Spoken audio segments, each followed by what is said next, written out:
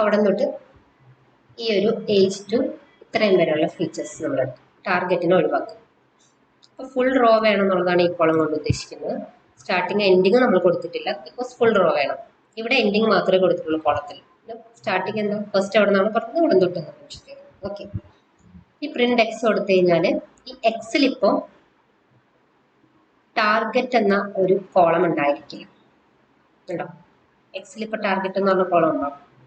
ഇല്ല, അത് സെപ്പറേറ്റ് ആയി. വൈയിൽ നമ്മൾ ഡി എഫ് ഓഫ് ടാർഗറ്റ്.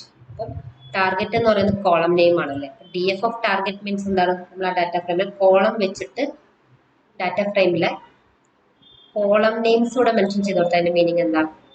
ഈ ടാർഗറ്റിലെ എല്ലാ വാല്യൂസും വൈയിലേക്ക് വന്നു, അല്ലെങ്കിൽ ഇവിടെ ആക്സസ് ചെയ്യാം. വൈയിലെ ഫുൾ വാല്യൂസ് ആക്സസ് ചെയ്യണമെങ്കിൽ എന്ത് ചെയ്യണം?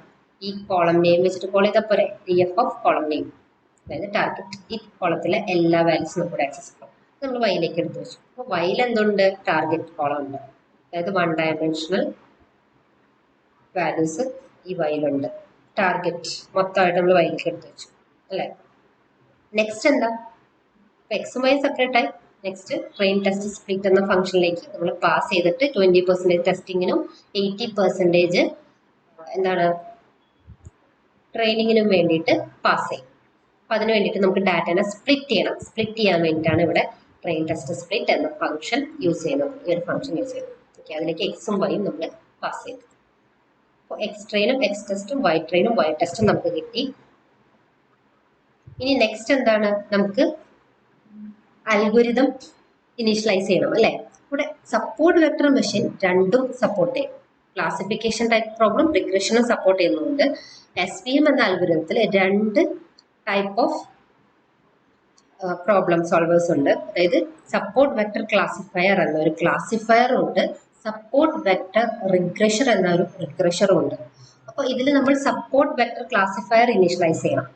sklearn എന്ന ലൈബ്രറിയിൽ SVM എന്ന ഒരു മൊഡ്യൂൾ ഉണ്ട്. അതിൽ SVC, ബിക്കോസ് ഇത് ക്ലാസിഫിക്കേഷൻ പ്രോബ്ലം ആണ്. സോ SVC നമ്മൾ ഇനീഷ്യലൈസ് ചെയ്യണം. അപ്പൊ ആദ്യം ഇത് ഇമ്പോർട്ട് ചെയ്യണം.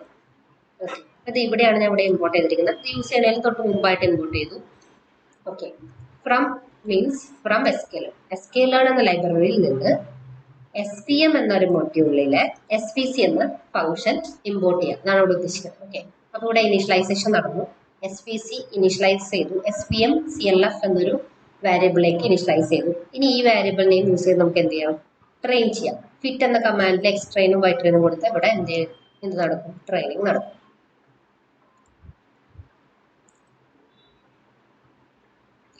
വണ്ണയിപ്പിച്ചിട്ടില്ല, പറഞ്ഞു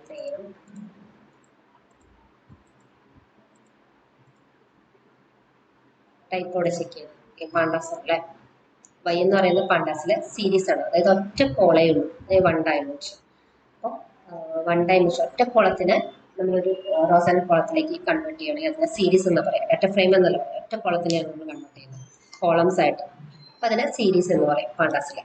ഓക്കെ, വേറൊരു ഡാറ്റ സ്ട്രക്ചറാണ് പാണ്ടാസിലെ സീരീസ് എന്ന് പറയുന്നത്. നമ്മൾ ഓൾറെഡി പഠിച്ചിരുന്നു. ഓക്കെ, അപ്പോൾ SVM ക്ലാസിഫയർ ഡോട്ട് ഫിറ്റ് ഇതാണ് നമ്മൾ ട്രെയിൻ ചെയ്തത്. അപ്പോൾ ട്രെയിനിങ് കഴിഞ്ഞു, അതായത് സിസ്റ്റം ആ ഡാറ്റ പഠിച്ചു. ഓക്കെ, ഇനി നെക്സ്റ്റ് എന്താ? പ്രിഡിക്റ്റ് ചെയ്യണം അല്ലേ. അപ്പോൾ പ്രിഡിക്റ്റ് എന്ന ഫംഗ്ഷൻ യൂസ് ചെയ്ത് നമ്മൾ എക്സ് ടെസ്റ്റിനെ പ്രിഡിക്റ്റ് ചെയ്തു. അപ്പോൾ വൈ പ്രിഡിക്റ്റ് ആണ് മെഷീൻ തന്നിരിക്കുന്ന പ്രിഡിക്ഷൻ. ഇത്രയാണ് നമ്മൾ മെഷീൻ പ്രിഡിക്റ്റ് ചെയ്തിരിക്കുന്നത്. അപ്പോൾ വൈ ടെസ്റ്റ് ഇതാണ് നമ്മുടെ ആക്ച്വൽ വാല്യൂസ്. ഇനി നമുക്ക് ഇത് രണ്ടും കമ്പയർ ചെയ്ത് നോക്കണം എത്രത്തോളം ആക്യുറസി ഉണ്ടെന്നുള്ളത്. അപ്പൊ അതിന് വേണ്ടിയിട്ട് നമ്മൾ കുറച്ച് ക്ലാസിഫിക്കേഷൻ ടൈപ്പ് പ്രോബ്ലത്തിൽ നമുക്ക് കുറച്ച് മെഷേഴ്സ് നമ്മൾ കാൽക്കുലേറ്റ് ചെയ്യുന്നു പറഞ്ഞില്ലേ.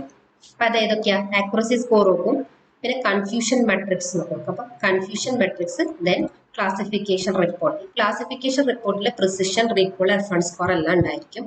ഇത് ഓൾറെഡി നമ്മൾ ക്ലാസ്സിൽ പറഞ്ഞതാണ്. എന്താണ് കൺഫ്യൂഷൻ മെട്രിക്സ്, എന്താണ് പ്രിസിഷൻ, റീകോൾ, F1 സ്കോർ എന്നൊക്കെ. അപ്പൊ അതാണ് നമ്മളിവിടെ നോക്കാൻ പോകുന്നത്. അപ്പൊ അതിനൊക്കെ ഓരോ ഫംഗ്ഷൻസ് ഉണ്ട്. sklearn എന്ന ലൈബ്രറിയിൽ മെട്രിക്സ് എന്നൊരു മൊഡ്യൂൾ ഉണ്ട്. ഈ മെട്രിക്സ് എന്ന് പറയുന്നത് മെഷേഴ്സ് എന്നാണ്. അപ്പൊ അതിൽ നിന്നും നമ്മൾ ആക്യുറസി സ്കോർ എന്നൊരു ഫംഗ്ഷനും കൺഫ്യൂഷൻ മെട്രിക്സ് എന്നൊരു ഫംഗ്ഷനും ക്ലാസിഫിക്കേഷൻ റിപ്പോർട്ട് എന്നൊരു ഫംഗ്ഷനും ഇമ്പോർട്ട് ചെയ്യും. ഓക്കെ, അത് ഇമ്പോർട്ട് ചെയ്തതിന് ശേഷം ഇതെല്ലാം നമുക്ക്